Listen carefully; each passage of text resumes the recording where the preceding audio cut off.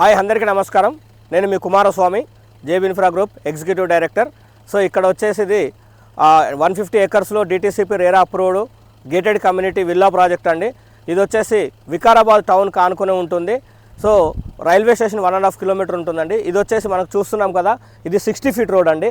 So ఇక్కడ వచ్చేసి మనకి ముందల ఒక 2 ఎకర్స్లో క్లబ్ హౌస్ కమ్ రిసార్ట్స్ వస్తుంది. సో చూడొచ్చు, ఇటు కూడా ఇది వచ్చేసి మనకి ఇది కూడా 60 ఫీట్ రోడ్ అండి. సో ఇది వచ్చేసి మనకు వెంచర్స్ నుంచి కనెక్టివిటీ ఉంటుంది. సో ఇక్కడ మనం మెయిన్ ప్రాజెక్ట్లో వచ్చేసి 50 ఫీట్ రోడ్ వస్తుంది. ఇదిగో చూస్తున్నాం కదా, ఇదే 60 ఫీట్ రోడ్ వెళ్తుంది కనెక్టివిటీ టువర్డ్స్ రైల్వే స్టేషన్కి జస్ట్ ఒక 1.5 కిలోమీటర్ దూరంలో ఉంటాము. సో ఇక్కడ మనకు వచ్చేసి డిటీసీపీ రేరా అప్రూవ్డ్ ప్రగతి రిసార్ట్స్ చాలా పెద్దది, ఫేమస్, మీరు చూడొచ్చు. అక్కడి నుంచి మనం మన సైట్ ఒక 10 నిమిషాల దూరంలో ఉంటాము. సో సిటీకి చూసుకుంటే ఇప్పుడు మనం చాలా పొల్యూషన్ అయిపోయింది.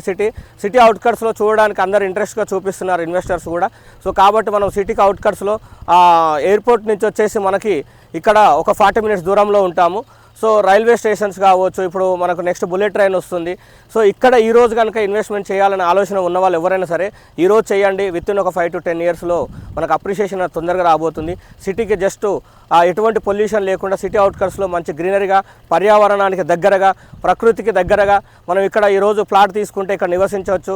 ఏముందంటే ఇక్కడ నుంచి జస్ట్ మనము కోకాపేటకి 4 మెలోడీ సాంగ్స్ వినేలోపు కోకాపేటకి వెళ్తాం సార్.